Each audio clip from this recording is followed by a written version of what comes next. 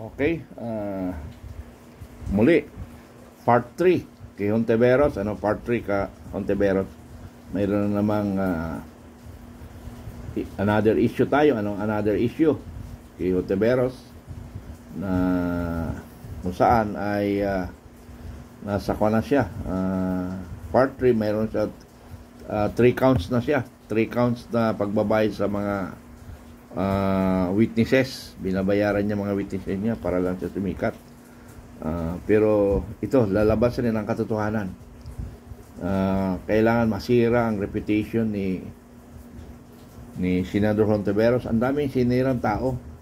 Si Pangulong Duterte, si Pastor Kibuloy, sino pa sinira niya. Pero sinira niya rin sarili niya doon sa PhilHealth, na kung saan ay maraming perang nawala yung investigation. So pakinggan natin bago ako magbigay ng komentaryo sa opinion ng aking dating boss, Deputy Commander ko sa Mindoro, si General Macanas. Opinion ngayon, itong article na po tayo sa magiging implikasyon po ng mga nanalong kandidato, lalo na sa national level. Kandidato. Magandang araw mga kaibigan. Bigyan natin ng reaction, opinion ngayon, itong article ng Remate, published June 25 kahapon.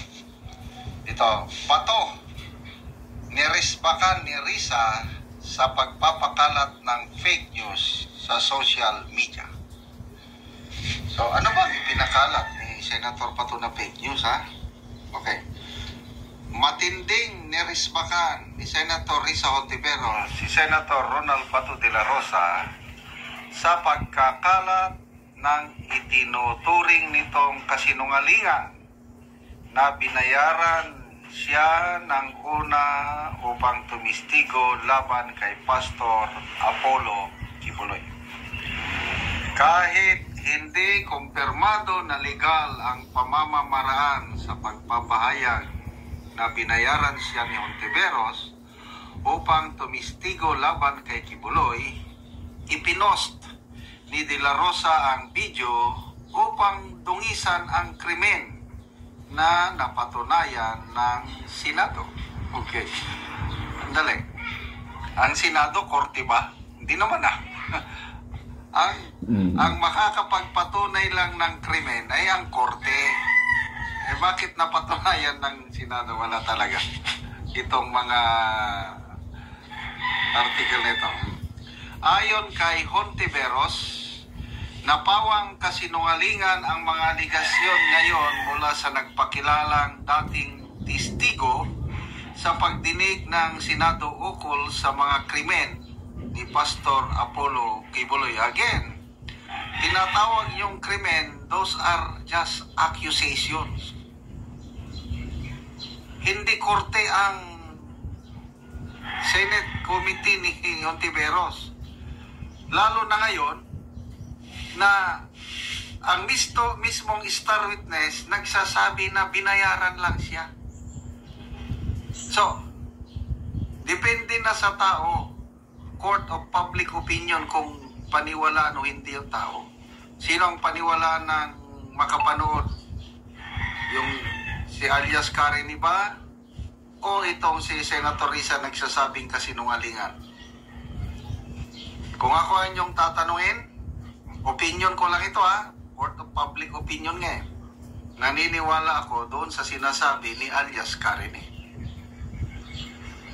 Okay, ito ang pahayag ng senadora. Sangkaterba ang ebidensya ng aking opisina na magpapatunay na gawa-gawa lang ang pahayag ngayon ng taong iyan. Kahit pa sangkaterba.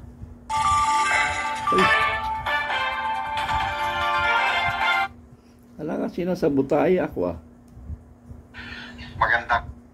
Napawang kasinungalingan ang mga aligasyon ngayon mula sa just accusations. Hindi korte ang Senate Committee ni Hontiveros. Lalo na ngayon na ang mismong star witness nagsasabi na binayaran lang siya.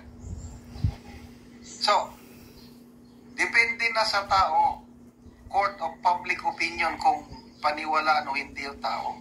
Sino ang paniwalaan ng makapanood? Yung si alias Karini ba?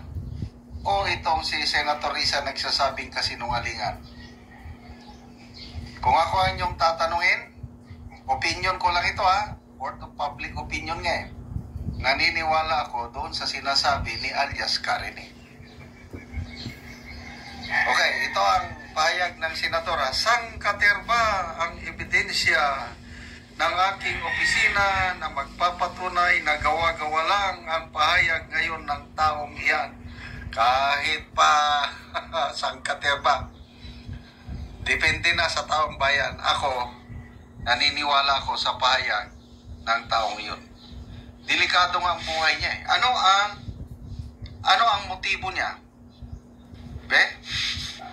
At saka, bakit nyo risbakan si Senator Bato na ganyan talaga sa social media eh? Pag may post, share. Oh. Tapos, fake news kaagad. Gaano kayo sigurado ng fake news? Bahala ang taong bayan, bahala ang manunood, mag-determine kung fake news o hindi. Ako,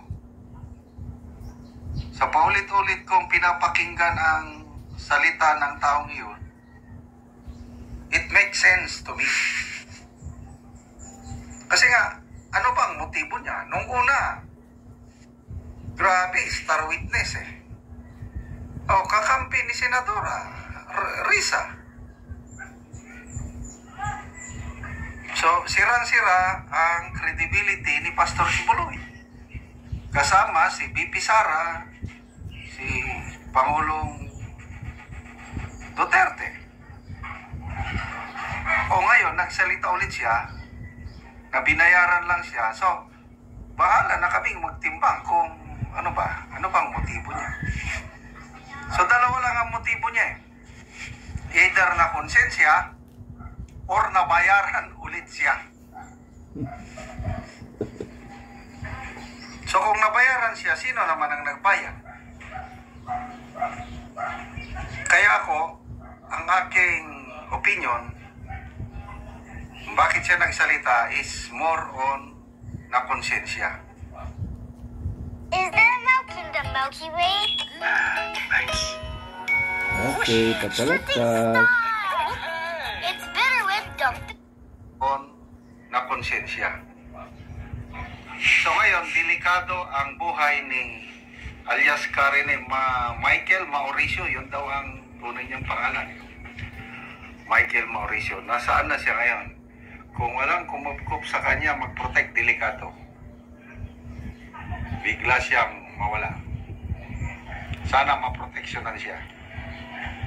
Sangkaterba. All witnesses presented during the Kibuloy Senate hearings freely and voluntarily offered their testimonies and evidence they carried. Yan ang sabi nyo. Sabi ng testigo, nabayaran siya. So magkaiba. Kaya ngayon, ulitin ko, sa court of public opinion, bahala ang tao kanino sila maniwala. Okay. Saan kayo maniwala? Sa public opinion or paniniwala nyo? Tama rin yung sinabi ni General Macanas. Dalawa lang yun. It's either nabayaran uli or nakonsensya. Pero ako talaga doon sa nakonsensya. Dahil hindi naman totoo, nagsalita ka, nakukonsensya ka talaga. Dahil siguro nangailangan ka ng pera or natakot ka rin, kaya pumayag ka. So, malalaman na lang natin. Senador Hontiveros, lulubog ka ngayon. Lulubog ka. Ang dami mo ng kagagahan na ginagawa na para bang ikaw ay yung maamo, yung pala, isa kang manila. Pero anyway, hindi naman ganyan kasi ang komunista. Napakasinungaling. manira lang ng kapwa, basta yung kanilang objective, marating nila. Ganon ang komunista. Kaya sabihin natin walang niya si Hontiveros dahil nga sa doktrina ng komunista. Walang hiyaan, walang budhi. Normal, walang Diyos nga eh. Kaya nga, ang pinapaniwalaan nila, sarili nila. So, hihintay na lang natin ang susunod na kabanata. Pero sabi ko nga, yung kay Rene, Commander alias Rene, sabi ko, kailangan mayroong magkupkop. Kung po pwede sana, Attorney Torion, ikaw na yung mag-initiate kung siya ilalapit sa'yo, wag na si Senador Bato kasi nga politika na naman. Anyway, trabaho naman ng kanya ng abogado na protektahan ang taong bayan kung nangangailangan.